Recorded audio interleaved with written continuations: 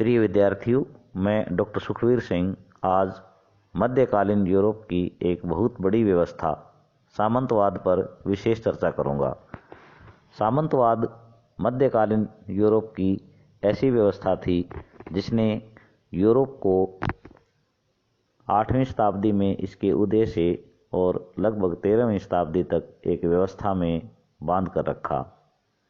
इस व्यवस्था में कृषक, सामंत, चर्च और सम्राट कई प्रकार के तत्व शामिल थे। आइए हम सबसे पहले सामंतवाद पर बात करते हैं कि सामंतवादी शब्द कहाँ से आया। अंग्रेजी भाषा में सामंतवाद को फ्यूडलिज्म कहा जाता है, जो लैटिन भाषा के फ्यूडम शब्द से निकला है, जिसका अर्थ है भूमि का टुकड़ा। इस व्यवस्था में उच्च श्रेणी पर विराजमान भूस्वामी अपनी भूमि कुछ निश्चित शर्तों पर किसी सामंत या व्यक्ति को प्रदान करता है। मध्यकालीन यूरोप में इस व्यवस्था का उदय 476 ईस्वी में रोमन साम्राज्य के पतन के पश्चात हुआ। यद्यपि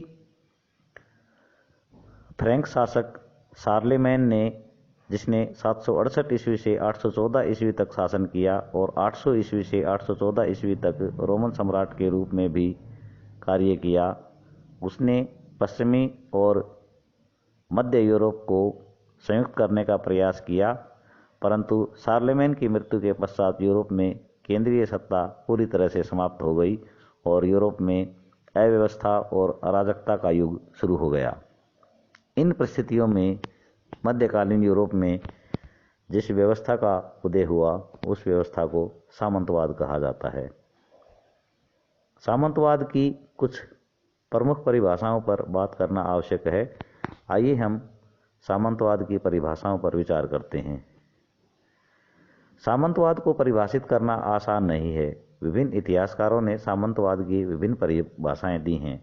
इनमें सबसे प्रसिद्ध परिभाषा यूरोपीय इतिहासकार मार्क ब्लोच की है। मार्क ब्लोच के शब्दों में यूरोपीय सामंतवाद कृषि दासता प्रधान था, जिसमें कृषक भूस्वामी के लिए बगैर वेतन के सेवाएं प्रदान करते थे। कृषक जमीन से बंधे हुए थे तथा वे उच्च श्रेणी के योद्धाओं की बात मानने के लिए बाध्य थे। इस प्रकार मार्क ब्लोच इस व्यवस्था में कृषि दासता को मुख्य तत्व स्वीकार करते हैं और ये एक ऐसी व्यवस्था थी जिसमें उच्च श्रेणी से निम्न श्रेणी तक प्रत्येक व्यक्ति अपने ऊपर से जो व्यक्ति थे उनकी बात मानने के लिए बाध्य थे। एक अन्य इतिहासकार जी.वी. स्मिथ के शब्दों में सामंतवाद एक ऐसा समाज है जहां मनुष्य के केंद्रीय सत्ता के पतन के पश्चात किसी श्रेष्ठ व्यक्ति के संरक्षण में अपनी सुरक्षा हेतु संगठित होते हैं। इस प्रकार जी.वी. स्मिथ सामंतवाद को एक ऐसी व्यवस्था मानते हैं जिसमें केंद्रीय सत्ता के पतन के पश्चात व्यक्ति स्वयं की सुरक्षा के लिए संगठित होने के लिए आगे आते हैं। यूरोपीय विषयों पर विशेष रुचि रखने वाले और शोध करने वाले भारतीय इतिहासकार श्रीराम शर्मा के शब्दों में यूरोप का मध्यकालीन सामंतवाद एक सामाजिक संगठन था जो भूमि के स्वामित्व और उससे संबंधित सेवा की कुछ शर्तों पर आधारित था। इस प्रकार श्रीराम शर्मा जी सामंतवाद को एक सामाजिक संगठन के रूप में देखते हैं जिसमें भूमि का स्वामित्व और उससे संबंधित सेवा की शर्तें मुख्य थी। इन परिभाषाओं के आधार पर हम कह सकते हैं कि सामंतवाद के 3 प्रमुख लक्षण थे। नंबर 1, फीफ। फीफ का अर्थ है भूमि का टुकड़ा। फीफ एक विशेष उत्सव होमेज के माध्यम से प्रदान की जाती थी। दूसरा, संरक्षण। मध्यकालीन सामंतवाद में संरक्षण एक मुख्य तत्व था। संरक्षण के लिए ही इस सारी व्यवस्था का उदय हुआ था। तीसरा मुख्य तत्व था संप्रभुता। भूमि के स्वामी के स्वामित्व को स्वीकार करना इसमें मुख्य तत्व था। इस प्रकार मध्यकालीन सामंतवाद की तीन बड़ी विशेषताएं फीफ, संरक्षण और संप्रभुता थी। आइए अब हम सामंतवाद के उदय के कारणों पर विचार करते हैं कि सामंतवाद का उदय किन परिस्थितियों में हुआ। सबसे पहले हम सामंतवाद के उदय के राजनीतिक कारणों पर बात करते हैं। इसमें सर्वप्रथम आता है केंद्रीय सत्ता का पतन। यूरोप में 5वीं शताब्दी में रोमन साम्राज्य का पतन हो गया। रोमन साम्राज्य के पतन के पश्चात कुछ प्रयास हुए उन्हें केंद्रीय सत्ता को स्थापित करने के, जिनमें सबसे प्रबल प्रयास फ्रैंक शासक शार्लेमेन का था, परंतु शार्लेमेन की मृत्यु के पश्चात यूरोप में केंद्रीय सत्ता पूरी तरह से समाप्त हो गई।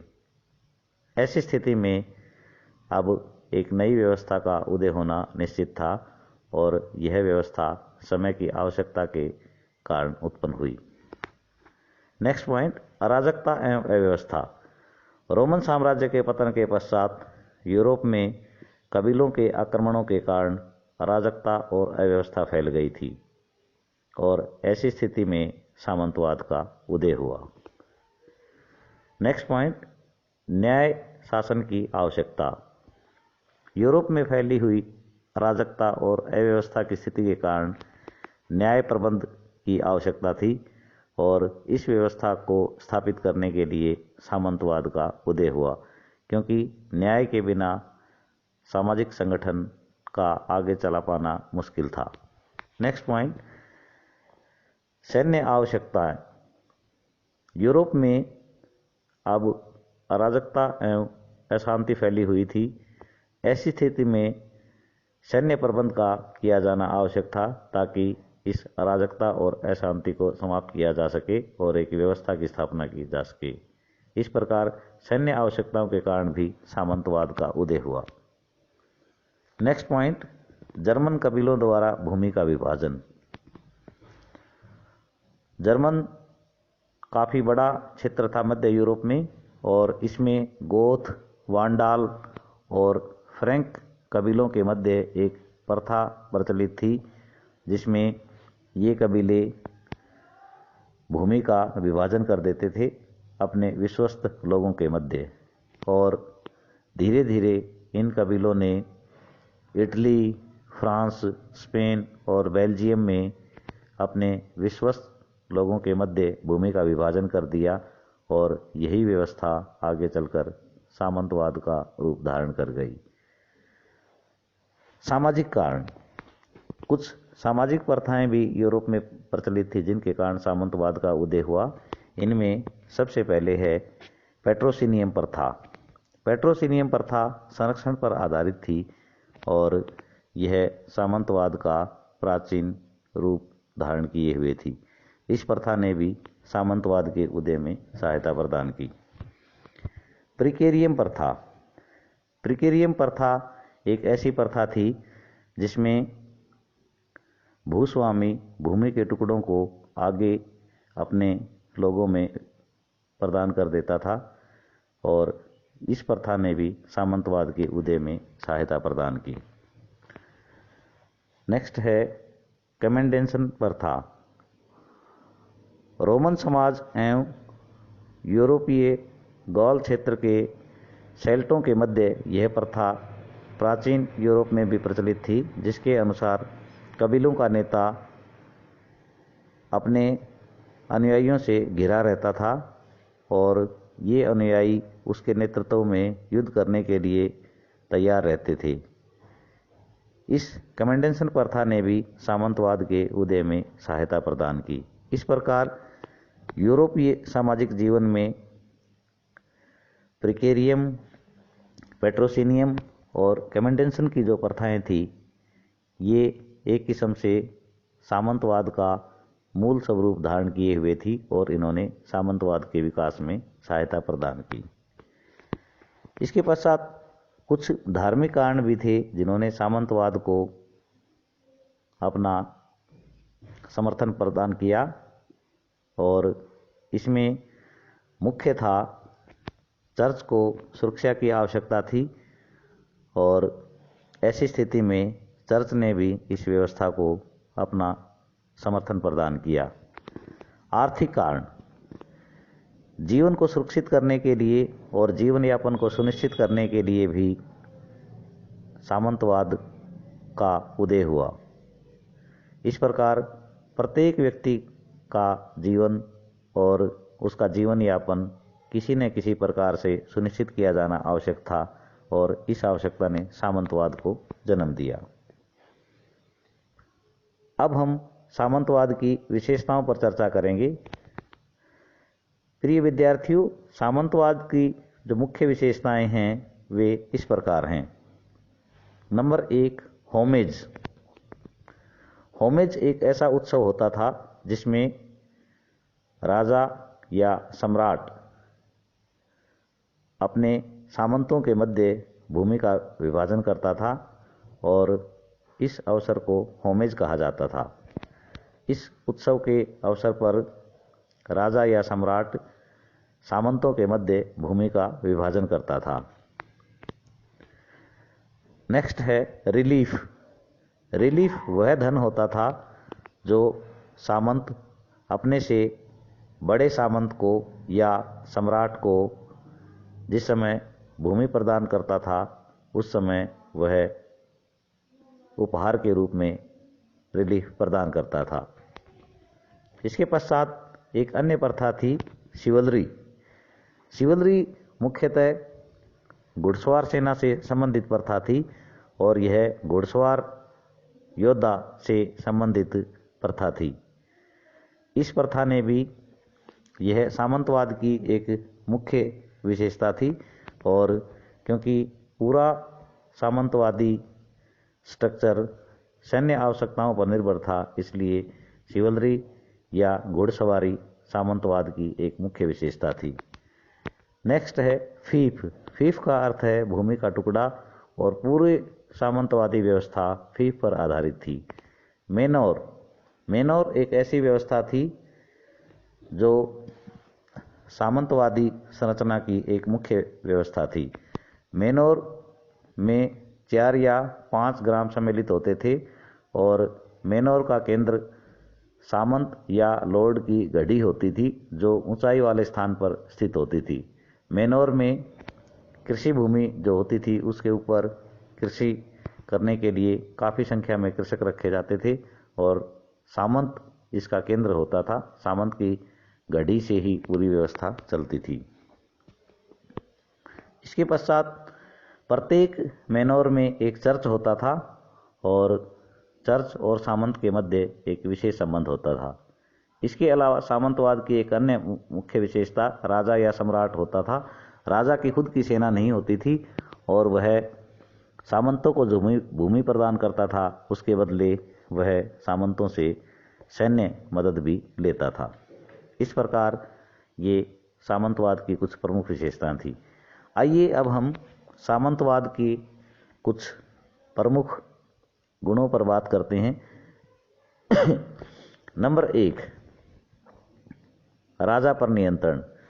सामंतवादी व्यवस्था में राजा या सम्राट के पास नियमित सेनाएं नहीं होती थी और ऐसी व्यवस्था में इस व्यवस्था ने राजा को निरंकुश नहीं होने दिया और राजा पर नियंत्रण बनाए रखा।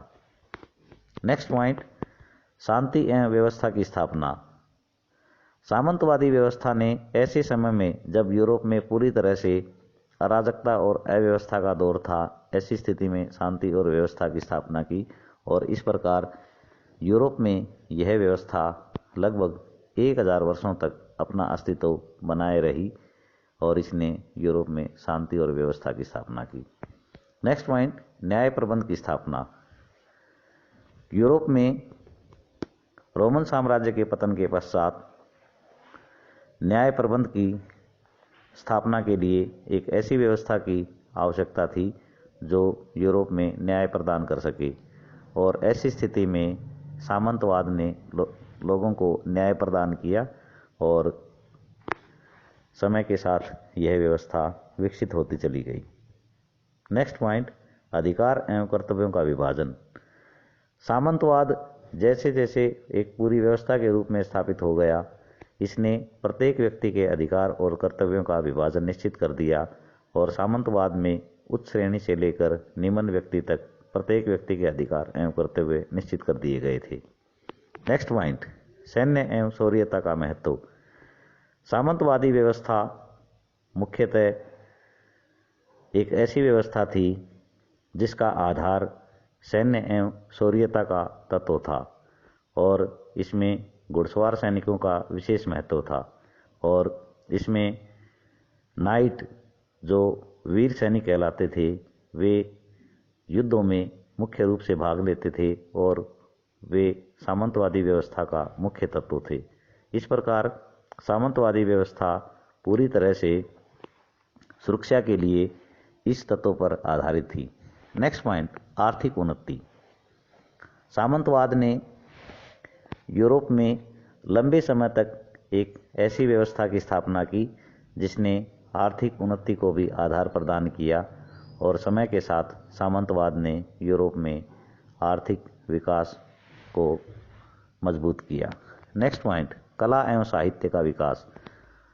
यूरोप में राजा, सम्राट और बड़े सामंतों के पास पर्याप्त समय होता था।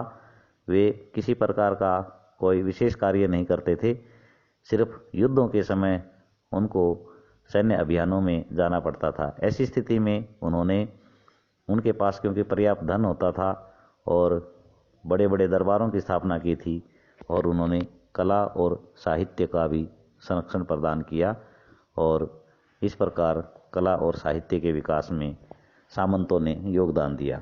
नेक्स्ट पॉइंट, सामंत वर्ग का उत्थान। सामंतवादी व्यवस्था ने यूरोप में सामंतवादी व्यवस्था के उदय और विकास में मदद की और इस प्रकार यूरोप में सामंतवाद एक ऐसी व्यवस्था बन गई जिसके तत्व आज भी हमें यूरोप में दिखाई देते हैं। ब्रिटेन में हाउस ऑफ लॉर्ड्स इसी सामंतवाद की निशानी है और इसी प्रकार से यूरोप और यूरोप के कुछ अन्य देशों में, विशेषकर ब्रिटेन और फ्रांस में सामंतवाद के तत्व आज भी दिखाई देते हैं। कुछ ऐसी उपाधियां प्रदान की जाती हैं जो सामंतवादी व्यवस्था का प्रतीक हैं। नेक्स्ट पॉइंट, चर्च की शक्ति में वृद्धि। सामंतवाद ने चर्च की शक्ति में भी वृद्धि की क्योंकि सामंतवाद और चर्च दोनों एक दूसरे के समर्थन से एक दूसरे को मजबूत करते जा रहे थे और ऐसी स्थिति में जैसे जैसे सामंतवाद मजबूत हुआ, चर्च की शक्ति में भी वृद्धि होती चली गई। नेक्स्ट पॉइंट, व्यापार और वाणिज्य को संरक्षण। यद्यपि सामंतवादी व्यवस्था मुख्यतः कृषि पर आधारित थी, परंतु इसने व्यापार और वाणिज्य को भी संरक्षण और सुरक्षा प्रदान की, जिसके कारण मध्यकालीन यूरोप में व्यापार और वाणिज्य सुचारू रूप से चलता रहा। इसके बाद हम सामंतवाद के दोष इनके ऊपर बात करेंगे।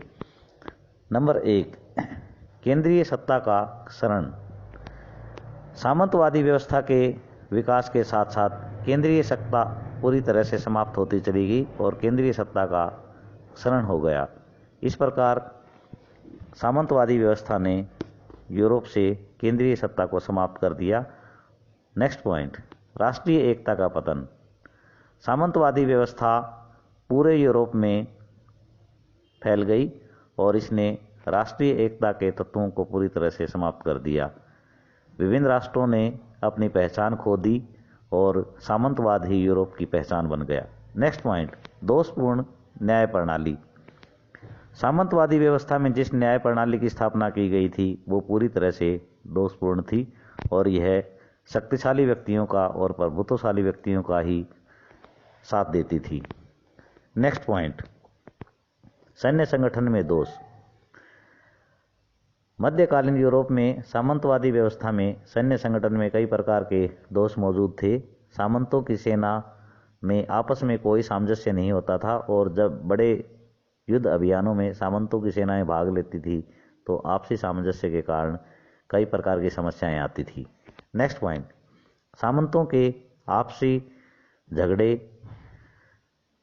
सामंतों के धीरे धीरे एक दूसरे पर वर्चस्व स्थापित करने के लिए आपसी झगड़े प्रारंभ हो गए और इसने कई प्रकार की समस्याएं उत्पन्न कर दी। नेक्स्ट पॉइंट, सामाजिक विभाजन। सामंतवाद ने सामाजिक विभाजन को बल दिया और समाज उच्च और निम्न श्रेणी में विभक्त हो गया। उच्च श्रेणी के व्यक्तियों के अधिकार और कर्तव्य अलग थे और निम्न श्रेणी के व्यक्तियों के पास अधिकार के स्थान पर अधिकार के नाम पर किसी प्रकार का अधिकार नहीं होता था। निम्न श्रेणी के व्यक्ति सिर्फ कृषि दासता के लिए जाने जाते थे। नेक्स्ट पॉइंट, शोषण में वृद्धि। मध्यकालीन यूरोप की सामंतवादी व्यवस्था ने शोषण में वृद्धि की और यह व्यवस्था ऊपर से नीचे तक पूरी तरह से शोषण पर आधारित व्यवस्था थी। इसमें बेगार भी एक मुख्य तत्व था और कृषक दासों से बेगार ली जाती थी और कृषक अपने सामंत को छोड़ने के लिए किसी भी प्रकार से मजबूर थे और पूरी तरह से सामंतवादी व्यवस्था में जकड़े हुए थे। नेक्स्ट पॉइंट, आर्थिक पतन। सामंतवादी व्यवस्था ने समृद्ध रोमन साम्राज्य में जो व्यापार और वाणिज्य में वृद्धि हुई थी उसको कम किया और आर्थिक पतन हुआ। नगरों का ह्रास हुआ और इस प्रकार एक ढांचे के रूप में, यद्यपि सामंतवादी व्यवस्था यूरोप में व्यवस्था को बनाए रखने के लिए कार्य करती रही, परंतु इसके कारण आर्थिक उन्नति के अवसर बंद हो गए। नेक्स्ट पॉइंट, चर्च और राज्य के मध्य विरोध का बढ़ना। सामंतवादी व्यवस्था के कारण चर्च और राज्य के मध्य आगे चलकर अंतर्विरोध बढ़ने लगे। इस प्रकार सामंतवादी व्यवस्था में कुछ गुण थे तो दोष भी ज़्यादा थे, परंतु यह व्यवस्था समय की मांग थी और इसने यूरोप में व्यवस्था को बनाए रखने में मदद की। आगे चलकर हम देखते हैं कि कई प्रकार के कारणों के कारण सामंतवाद का पतन हो गया। आइए अब हम सामंतवादी व्यवस्था के पतन और उसके कारणों पर विस्तृत बात करते हैं। सामंतवादी व्यवस्था का पतन 13वीं शताब्दी से प्रारंभ हो गया और अगले 100 से 150 वर्षों के मध्य सामंतवादी व्यवस्था का पतन हो गया। आइए सामंतवादी व्यवस्था के पतन के कारणों पर विस्तृत बात करते हैं। नंबर 1, निरंकुश राजतंत्र की स्थापना। यूरोप में ब्रिटेन, फ्रांस, स्पेन और रूस में निरंकुश राजतंत्रों की स्थापना हुई, जिसने सामंतवाद के पतन में सहायता प्रदान की। इस प्रकार निरंकुश राजतंत्रों की स्थापना ने सामंतवाद को समाप्त किया। नेक्स्ट पॉइंट, राष्ट्रीयता की भावना का उदय। यूरोप में 13वीं और 14वीं शताब्दी में राष्ट्रीयता की भावना का उदय होने लगा और विभिन्न देशों में राष्ट्रीय आंदोलन चले, जिसके कारण सामंतवाद का पतन हुआ। नेक्स्ट पॉइंट, धर्म युद्ध। यूरोप में 1025 ईस्वी से 1453 ईस्वी के मध्य कई धर्म युद्ध हुए। ये धर्म युद्ध ईसाइयों के पवित्र शहर यरूशलेम पर पुनः अधिकार स्थापित करने के लिए हुए थे, परंतु लंबे समय तक चले इन धर्म युद्धों ने यूरोप में सामंतवाद को भारी आघात पहुंचाया। बड़े बड़े सामंत और लॉर्ड्स इन युद्धों में मारे गए और इसके कारण सामंतवाद को भारी क्षति पहुंची। नेक्स्ट पॉइंट, बारूद का आविष्कार। बारूद का आविष्कार होने से युद्धों में अब बारूद का प्रयोग बढ़ गया और घुड़सवार सैनिकों का महत्व कम हो गया। अब युद्ध बारूद के बल पर लड़े जाने लगे और इस प्रकार इसने सामंतवाद को नुकसान पहुंचाया। नेक्स्ट पॉइंट, कृषकों की दुर्दशा। सामंतवाद के पतन में कृषकों की दुर्दशा का भी एक मुख्य कारण था। कृषकों की दुर्दशा के कारण सामंतवाद पूरी तरह से बदनाम हो गया और वैज्ञानिक सोच के विकास के साथ और मध्यम वर्ग के उदय के कारण लोगों ने कृषकों का साथ देना शुरू कर दिया और सामंतों की आलोचना होने लगी और सामंतवादी व्यवस्था का पतन हो गया। नेक्स्ट पॉइंट, नगरों का विकास। व्यापार और वाणिज्य के विकास के कारण और नई भौगोलिक खोजों के कारण यूरोप में नगरों का विकास हुआ और नगरों के विकास के कारण सामाजिक सामाजिक विकास हुआ और कई प्रकार के शिल्प और श्रेणी के लोग अब ग्रामों को छोड़कर नगरों में बसने लगे और जो व्यवस्था पूरी तरह से कृषि पर आधारित थी, अब नगरों में कई प्रकार के उद्योग धंधे खुल जाने के कारण सामंतवाद का पतन हुआ। नेक्स्ट पॉइंट, सामंतों के आपसी संघर्ष। सामंतों के आपसी संघर्षों ने भी सामंतवाद की समाप्ति को सुनिश्चित कर दिया। सामंत एक दूसरे पर वर्चस्व स्थापित करने के लिए एक दूसरे से युद्ध करते रहते थे, जिसके कारण सामंतवाद का पतन हुआ। नेक्स्ट पॉइंट, मुद्रा का प्रचलन। नगरों में व्यापार और वाणिज्य में वृद्धि, शिल्प और श्रेणी के कारोबारों में वृद्धि के कारण मुद्रा का प्रचलन हुआ, व्यापार और वाणिज्य में वृद्धि हुई और इस प्रकार सामंतवाद का पतन होना प्रारंभ हो गया। नेक्स्ट पॉइंट, स्थायी सेनाओं की भर्ती। यूरोप में निरंकुश राजतंत्रों के उदय के कारण इन राजाओं ने स्थायी सेना को रखना शुरू कर दिया और स्थायी सेनाओं के कारण सामंतवाद का पतन हो गया। नेक्स्ट पॉइंट, मध्यम वर्ग का उदय। यूरोप में मध्यम वर्ग ने सामंतवाद के पतन में सहायक योगदान दिया और इस प्रकार मध्यम वर्ग के कारण सामंतवाद का पतन सुनिश्चित हो गया। नेक्स्ट पॉइंट, पुनर्जागरण। पुनर्जागरण आंदोलन सामंतवाद के पतन के लिए मुख्य रूप से उत्तरदायी सिद्ध हुआ। पुनर्जागरण के कारण यूरोप में कई नई चीज़ें आई, नई तत्व आए, नई सोच का विकास हुआ और अंधविश्वास और रूढ़िवादिता से यूरोप को मुक्ति मिली और सामंतवाद भी रूढ़िवादिता का प्रतीक था और इस प्रकार पुनर्जागरण की सोच ने सामंतवाद को कमजोर किया। नेक्स्ट पॉइंट, व्यापार और वाणिज्य का विकास। नगरों के उदय और व्यापार और वाणिज्य में विकास के कारण सामंतवाद का धीरे धीरे पतन होना प्रारंभ हो गया। नेक्स्ट पॉइंट, कृषि और औद्योगिक क्रांति। यूरोप में कृषि और औद्योगिक क्रांति नए आंदोलन थे। यद्यपि कृषि और औद्योगिक क्रांति एक साथ नहीं हुए और समय के साथ साथ इनमें नए प्रयोग और नए चलन बढ़ते चले गए, परंतु कृषि और औद्योगिक क्रांति ने यूरोप में सामंतवाद के लिए सभी प्रकार के अवसर थे वे बंद कर दिए और सामंतवाद पतन की ओर अग्रसर हो गया। नेक्स्ट पॉइंट, वैज्ञानिक सोच का विकास। यूरोप में कृषि क्रांति और औद्योगिक क्रांति के कारण सामंतवादी सोच के स्थान पर वैज्ञानिक सोच का विकास हुआ। वैज्ञानिक सोच के विकास, वैज्ञानिक खोजों के महत्व के बढ़ने के कारण और यूरोपीय समाज में आए नए परिवर्तनों के कारण अब सामंतवाद का कोई स्थान नहीं रहा और इस प्रकार हम देखते हैं कि कृषि क्रांति और औद्योगिक क्रांति सामंतवाद के पतन में सहायक सिद्ध हुए। इस प्रकार यद्यपि सामंतवाद मध्यकालीन यूरोप की एक बहुत बड़ी व्यवस्था थी, परंतु 13वीं शताब्दी के पश्चात धीरे धीरे सामंतवाद का पतन हो गया और यूरोप ने अंधकारमय व्यवस्था से प्रकाश के युग में प्रवेश किया और यूरोप उन्नति के मार्ग पर अग्रसर हो गया। इस प्रकार हम देखते हैं कि एक बहुत बड़ी व्यवस्था जिसने लंबे समय तक यूरोप में व्यवस्था को बनाए रखा, उस व्यवस्था का नए वातावरण में पतन होना अब सुनिश्चित हो गया और यद्यपि इस व्यवस्था के कुछ गुण भी थे, परंतु इस व्यवस्था के दोष ज़्यादा थे और इन्हीं दोषों के कारण सामंतवादी व्यवस्था धीरे धीरे पूरे यूरोप से समाप्त हो गई और यूरोप ने अब सामंतवादी व्यवस्था को अलविदा कह दिया।